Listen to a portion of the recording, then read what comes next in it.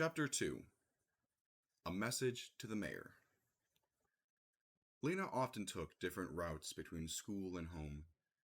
Sometimes, just for variety, she'd go all the way around Spark Swallow Square, or way up by the shoe repair shop on Livery Street.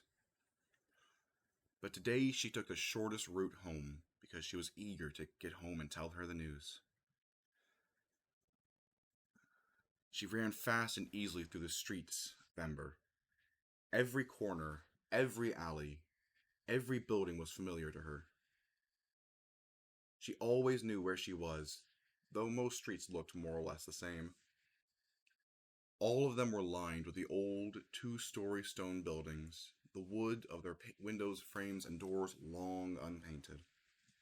On the street level were shops. Above the shops were apartments where people lived. Every building, at the place where the wall met the roof, was equipped with a row of floodlights. Big, cone-shaped lamps that cast a strong yellow glare. Stone walls, lighted windows, lumpy, muffled shapes of people. Lena flew by them. Her slender legs felt immensely strong, like the wood of a bow that flexes in springs. She darted around obstacles, broken furniture left for the trash heaps or for scavengers, stoves and refrigerators that were past repair, peddlers sitting on the pavement with their wares spread out around them. She looked over cracks and potholes. When she came to Hafter Street, she slowed a little. This street was deep in shadow. 4 of its street lamps were out and had not been fixed. For a second, Lena thought of the rumor she'd heard about light bulbs, that some kinds were completely gone. She was used to shortages of things, everyone was, but not of light bulbs. If the bulbs for the street lamps ran out, the only lights would be inside the buildings. What would happen then? How would people find their way through the streets in the dark? Somewhere inside her, a black worm of dread stirred. She thought about Dune's outburst in class. Could things really be as bad as he said? She didn't want to believe it. She pushed the thought away. As she turned onto Budlow Street, she sped up again. She passed a line of customers waiting to get into the vegetable market, their shopping bags draped over their arms. At the corner of Oliver Street, she dodged a group of washers trudging along with bags of laundry and some movers carrying away a broken table. She passed a street sweeper shoving dust around with his broom. I'm so lucky, she thought, to have the job I want. And because of Dune Harrow, of all people. When they were younger, Lena and Dune had been best friends. Together they had explored the back alleys and dimly lit edges of the city. But in their 4th year of school, they had begun to grow apart. It started one day during the hour of free time, when the children in their class were playing on the front steps of the school. I can go down 3 steps at a time, someone would boast. I can hop down on 1 foot, someone else would say. The others would chime in. I can do a handstand against a pillar. I can leapfrog over the trash can. And as soon as one child did something, all the rest would do it too, to prove they could. Lena could do it all, even when the dares got wilder. She yelled out the wildest one of all. I can climb the light pole. For a second, everyone stared at her. But Lena dashed across the street, took off her shoes and socks, and wrapped around the cold metal of the pole. Pushing with her bare feet, she inched upwards. She didn't get very far before she lost her grip and fell back down. The children laughed, and so did she. I didn't say that I would climb to the top, she explained. I just said that I'd climb it. The others swarmed forward to try. Lizzie wouldn't take off her socks. Her feet were too cold, she said, so she kept sliding back. 40 Penn wasn't strong enough to get more than a foot off the ground. Next came Dune. He took his shoes and socks off and placed them neatly at the foot of the pole. Then he announced, in his serious way, I'm going to the top. He clasped the pole and started upward, pushing with his feet, his knees sticking out to the sides. He pulled himself upward, pushed again. He was higher now than Lena had been, but suddenly his hands slid and he came plummeting down. He landed on his bottom with his legs poking up in the air. Lena laughed. She shouldn't have. He might have been hurt. But he looked so funny that she couldn't help it. He wasn't hurt. He could have jumped up, grinned, and walked away. But Dune didn't take things lightly. When he heard Lena and the others laughing, his face darkened. His temper rose in him like a hot water. "Don't you dare laugh at me," he said to Lena. "I did better than you did. This was a stupid idea anyway. A stupid, stupid idea to climb that pole." As he was shouting, red in the face, uh, their teacher, Mrs. Polster, came out onto the steps and saw him. She took him by the shirt collar to the school director's office, where he got a scolding that he didn't think he deserved. After that day, Lena and Dune barely looked at each other when they passed in the hallway. At first, it was because they were fuming about what happened. Dune didn't like to be laughed at. Lena didn't like being shouted at. After a while, the memory of the light pole incident faded, but by then they had got out of the habit of friendship. By the time they were 12, they knew each other only as classmates.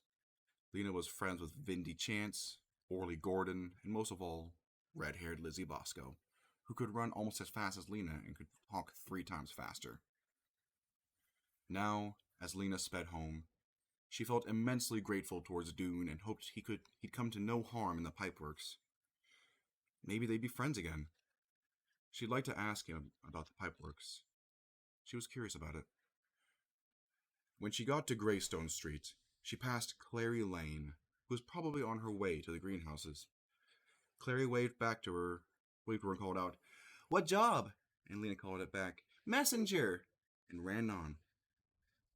Lena lived in Quilliam Square, over the yarn shop run by her grandmother. When she got to the shop, she burst in the door and cried, "Granny, I'm a messenger!" Granny's shop had once been a tidy place. Each ball of yarn and spool of thread had its spot in the cubby holes that lined the walls. All the yarn and thread came from old clothes that had gotten too shabby to be worn. Granny unraveled sweaters and picked apart dresses and jackets and pants. She wound the yarn into balls and threads into spools, and people bought them to use in making new clothes. These days, the shop was a mess. Long loops and strands of yarn dangled out of the cubbyholes, and the browns and grays and purples were mixed in with all ochres and olive greens and dark blues.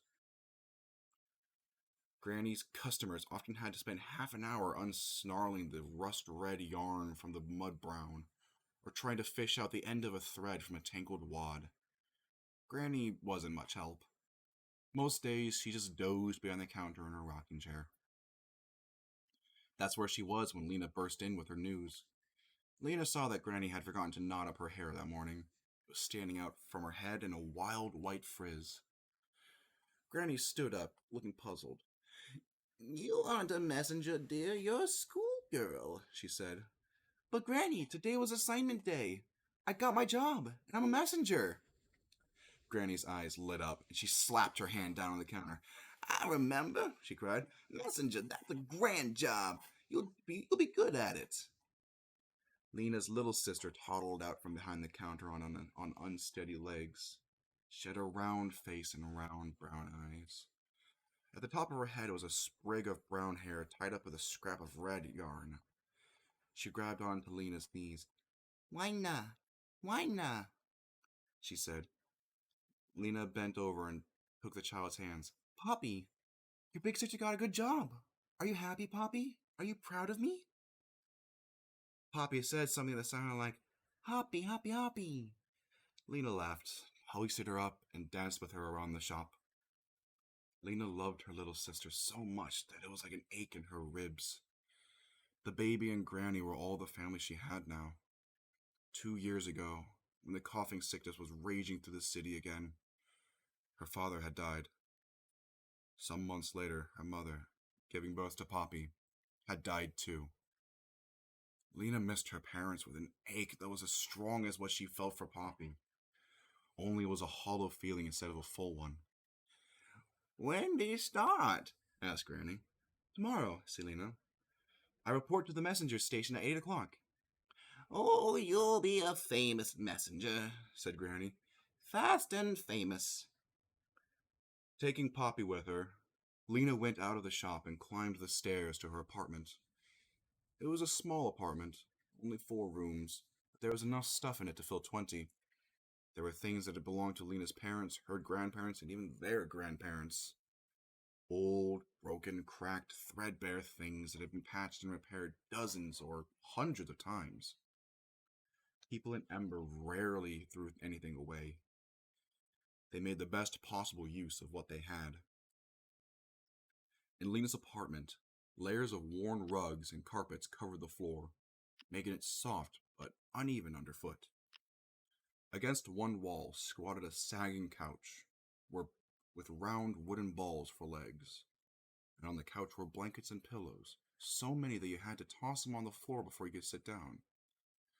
Against the opposite wall stood 2 wobbly tables that held a clutter of plates and bottles, cups and bowls, unmatching forks and spoons, little piles of scrap paper, bits of string wound up in untidy wads, and a few stubby pencils.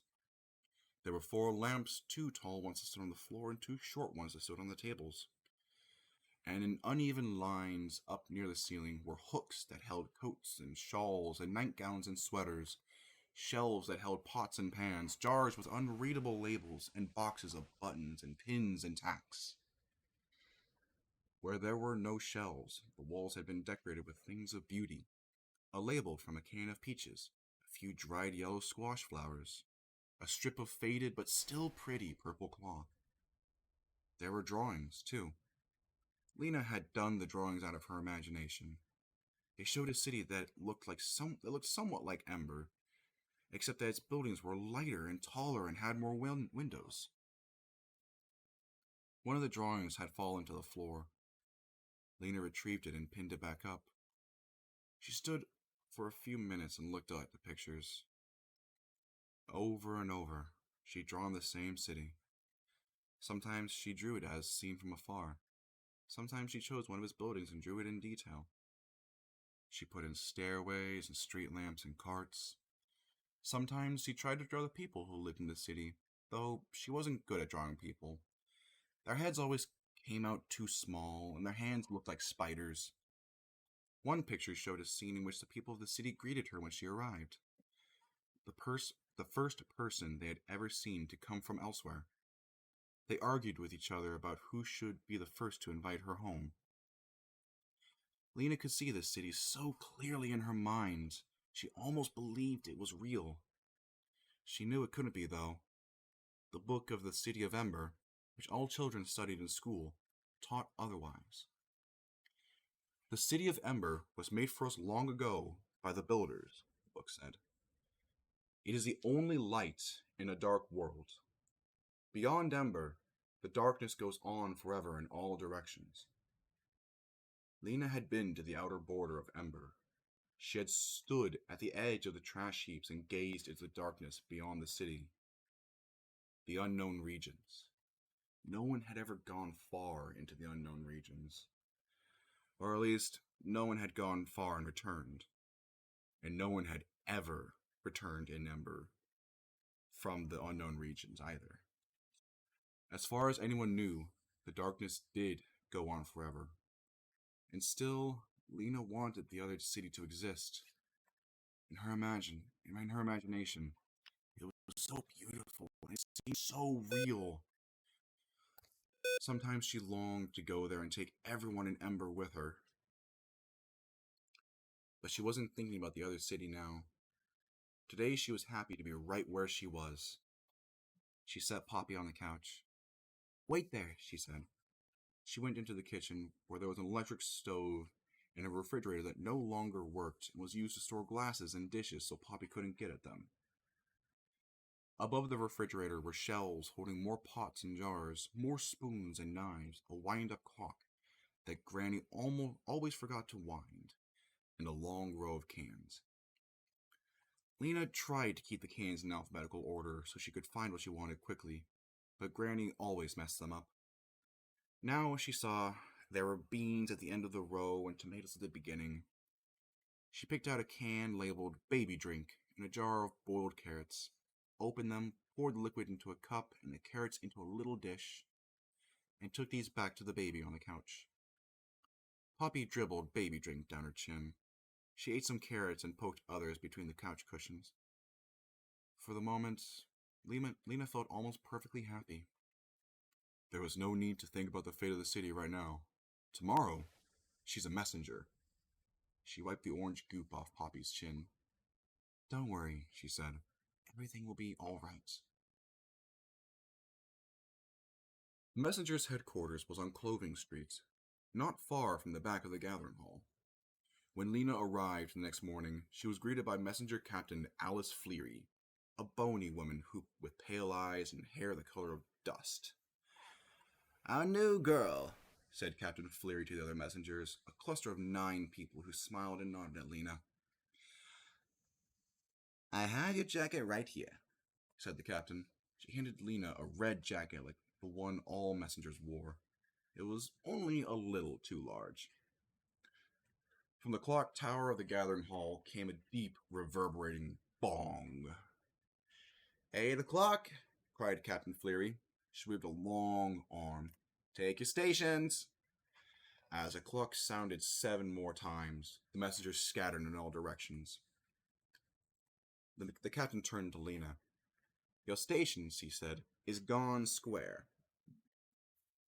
Lena nodded and started off, but the captain caught her by the collar. I haven't told you the rules, she said. She held up a knobby finger. 1. When a customer gives you the message, repeat it back to make sure you have it right. 2. Always wear your red jacket so people can identify you. 3. Go as fast as possible. Your customers pay 20 cents for every message, no matter how fast you have to take, no matter how far you have to take it. Lena nodded. I always go fast, she said. 4, the captain went on. Deliver a message only to the person it's meant for, no one else. Lena nodded again. She bounced a little on her toes, eager to get going. Captain Fleary smiled. Go, she said, and Lena was off. She felt strong and speedy and sure-footed. She glanced at her reflection as she ran past the windows of a furniture repair shop. She liked the look of her long, dark hair flying out behind her, her long legs in their black socks, and her flapping red jacket. Her face, which had never seemed especially remarkable, looked almost beautiful because she looked so happy. As soon as she came into Garn Square, a voice cried out, Messenger! Her first customer. It was old Natty Preen, calling to her from the bench where she always sat. This goes to Raven Pond, Silverton Square, he said. Bend down. She bent down so her ear was close to the screen. The old man said in a slow, hoarse voice, My stove is broke. Don't come for dinner. Repeat. Lena repeated the message. Good, said Natty Preen. He gave Lena 20 cents, and she ran across the city to Silverton Square. There she found Ravenet Parsons, and also sitting on a bench. She recited the message to him. Old turnip head, he growled. Lazy old flea face. He just doesn't like cooking.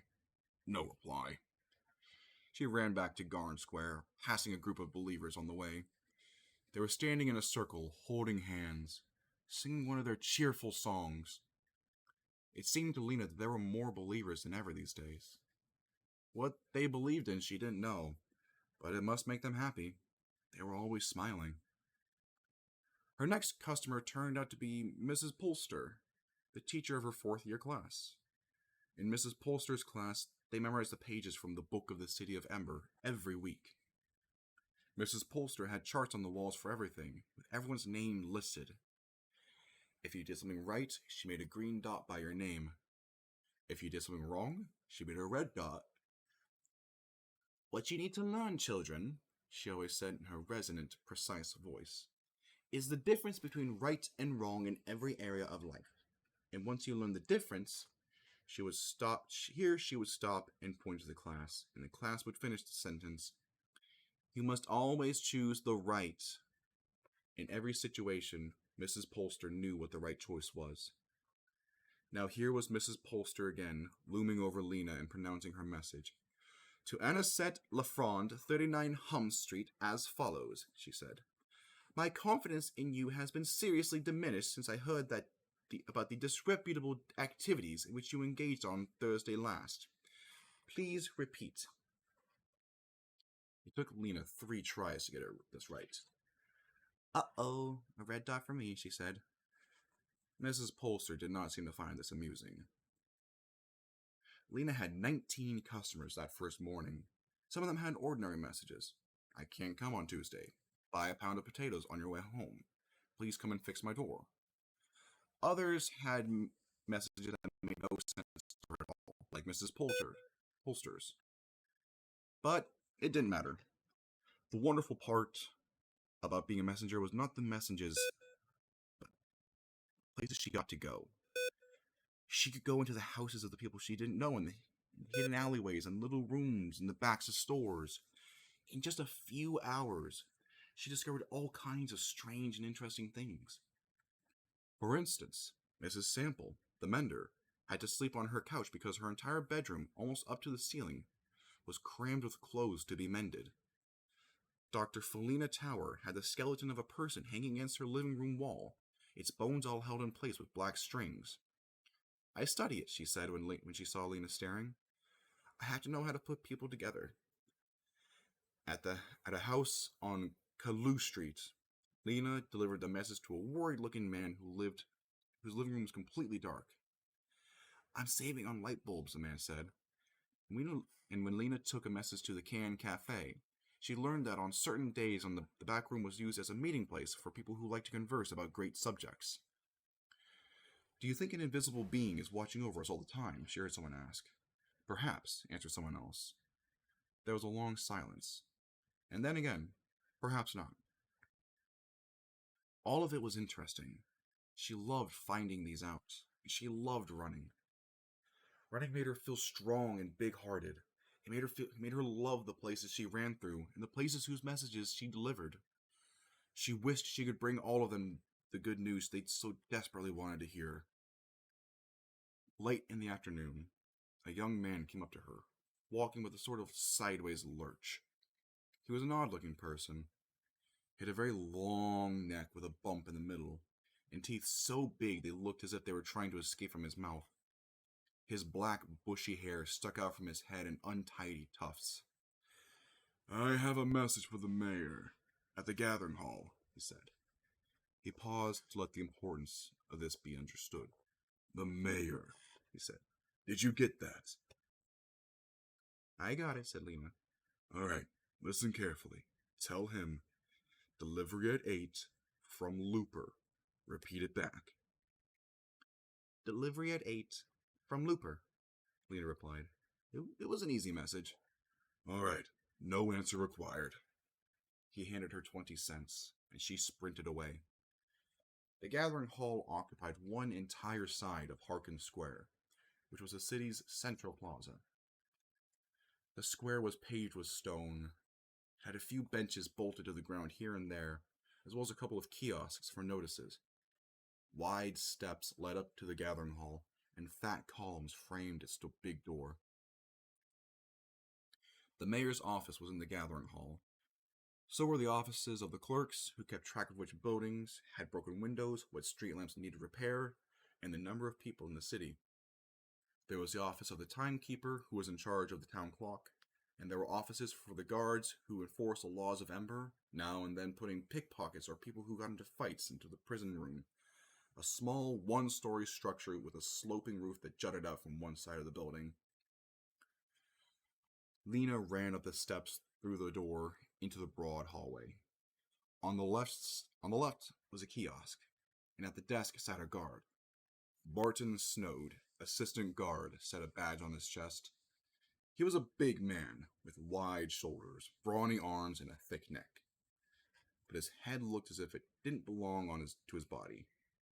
It was small and round and topped with a fuzz of extremely short hair. His lower jaw jutted out and moved a little from side to side, as if he were chewing on something. When he saw Lena, his jaw stopped moving for a moment, and his lips curled upward in a very small smile. Good day, he said. What business brings you here today?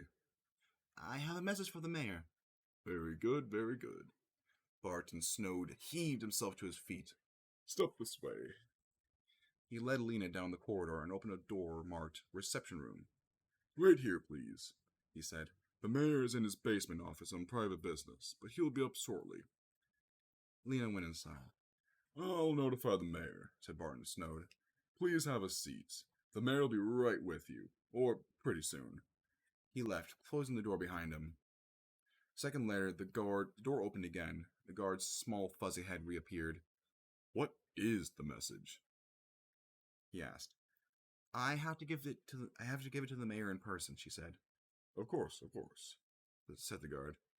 The door closed again. He didn't seem very sure about things, Lena thought. Maybe he's new at his job. The reception room was shabby, but Lena could tell it had once been impressive. The walls were dark red, with brownish patches where the paint was peeling away. In the right-hand wall was a closed door. An ugly brown carpet lay on the floor, and on it stood a large armchair covered in itchy-looking red material, and several smaller chairs. A small table held a teapot and some cups, and a larger table in the middle of the room displayed a copy of the Book of the City of Ember, lying open as if someone were going to read from it. Portraits of all the mayors of the city since the beginning of time hung on the walls, staring solemnly behind pieces of old window glass. Lena sat in the big armchair and waited. No one came. She got up and wandered around the room. She bent over the Book of the City of Ember and read a few sentences. The citizens of Ember may not have luxuries, but the foresight of the builders, who filled the storerooms at the beginning of time, has ensured that they will always have enough, and enough is all that a person of wisdom needs. She flipped a few pages. The gathering hall clock, she read, measures the hours of night and day. It must never be allowed to run down. Without it, how would we know when to go to work or when to go to school? How would the light director know when to turn the lights on and when to turn them off again? It is the job of the timekeeper to wind the clock every week and to place the date sign in Harkin Square every day. The timekeeper must perform these duties faithfully. Lena knew that not all timekeepers were as faithful as they should be.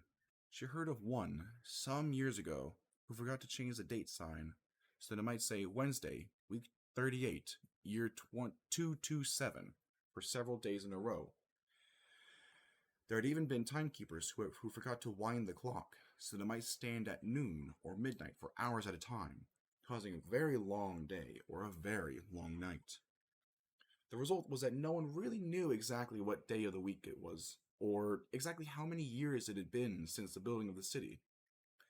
They called this the year 241, but it might have been 245, or 239, or 250. As long as a clock's deep boom rang out every hour, and the lights went on and off more or less regularly, it didn't seem to matter. The book and examined the pictures of the mayors. The seventh mayor, Pod Morthwart, was her she didn't know how many greats, grandfather. He looked quite dreary, Lena thought. His cheeks were long and hollow, his mouth turned down at the corners, and there was a lost look in his eyes. The picture she liked best was of the fourth mayor, Jane Larkett, who had a serene smile and fuzzy black hair. Still no one came. She heard no sounds from the hallway. Maybe they'd forgotten her. Lena went over to the closed door in the right-hand wall. She pulled it open and saw stairs going up. Maybe, while she waited, she'd just see where they went. She started upward. At the top of the first flight was a closed door. Carefully, she opened it. She saw another hallway and more closed doors. She shut the door and kept going. Her footsteps sounded loud on the wood. She was afraid someone would hear her and come and scold her. No doubt she was not supposed to be here, but no one came, and she climbed on, passing another closed door. The gathering hall was the only building in Ember with 3 stories. She had always wanted to stand on its roof and look out at the city. Maybe from there it would be possible to see beyond the city, into the unknown regions. If the bright city of her drawings really did exist, it could be out there somewhere. At the top of the stairs, she came to a door marked Roof and pushed it open. Chilly air brushed against her skin. She was outside. Ahead of her was a flat gravel surface, and about 10 paces away she could see the high walls of the clock tower. She went to the edge of the roof. From there she could see the whole of Ember. Directly below was Harkin Square, where people were moving this way and that, all of them peering from this top-down view, more round than tall. Beyond Harkin Square, the lighted windows of the buildings made checkered lines, yellow and black, row after row in all directions. She tried to see farther, across the unknown regions, but she couldn't. At the edges of the city, the lights were so far away that they made a kind of haze. She could see nothing beyond them but blackness. She heard a shout from the square below. "Look!" came a small but piercing voice. "Someone's on the roof!" She saw a few people stop and look up. "Who is it? What's she doing up there?" someone cried. More people gathered until a crowd was standing on the steps of the gathering hall. "They see me," Lena thought, and it made her laugh. She waved to the crowd and did a few steps of the Bugfoot Scurry dance, where she learned on Clothing Square Dance Day, and they laughed and shouted some more. Then the door behind her burst open, and a huge guard with a bushy black beard was suddenly running toward her. "Halt!" he shouted, though she wasn't going anywhere. He grabbed her by the arm. "What are you doing here?" "I was just curious," said Lena in her most innocent voice. "I want to see the city from the roof." She read the guard's name badge. It said Reg Stabmark, Chief Guard. "Curiosity leads to trouble," said Reg Stabmark. He peered down at the crowd. "You have caused a commotion." He pulled her toward the door and hustled her down all 3 flights of stairs. When they came out into the waiting room, Barton Snowd was standing there looking flustered, his jaw twitching from side to side. Next to him was the mayor. "A child causing trouble, Mayor Cole." The mayor glared at her. I recall your face. From assignment day. Shame. Disgracing yourself in your new job." "I didn't mean to cause trouble," said Lena. "I was looking for you so I could deliver a message." "Shall we put her in the prison room for a day or two?" The mayor frowned. He pondered a moment. "What is the message?" he said. He bent down so that Lena could speak into his ear. She noticed that he smelled a little like overcooked turnips. "Delivery at 8, Lena whispered. "From Looper." The mayor smiled a tight smile. He turned to the guard. "Just a child's antics," he said. "We will let it go this time. From now on," he said to Lena, "behave yourself." "Yes, Mr. Mayor," said Lena. "And you," said the mayor, turning to the assistant guard and shaking a big finger at him. "Watch Fizzers much more carefully." Barton Snowd blinked and nodded. Lena ran for the door. Outside, the small crowd was still standing by the steps. Few of them cheered as Lena came out. Others frowned at her and muttered words like mischief and silliness and show-off. Lena felt embarrassed suddenly. She hadn't meant to show off. She hurried past, out into Otterwell Street, and started to run. She didn't see Dune, who was among those watching her. He had been on his way home from his first day in the pipeworks, where he'd come across a cluster of people gazing up at the roof of the gathering hall and laughing. He was tired and chilly. The bottom of his pant legs were wet, and mud clung to his shoes and smeared his hands. When he raised his eyes and saw the small figure next to the clock tower, he realized right away that it was Lena. He saw her raise her arm and wave and hop about. For a second he wondered what it would be like to be up there, looking out over the city, laughing and waving. When Lena came down, he wanted to speak to her, but he knew he was filthy looking and that she would ask him questions he didn't want to answer. So he turned away.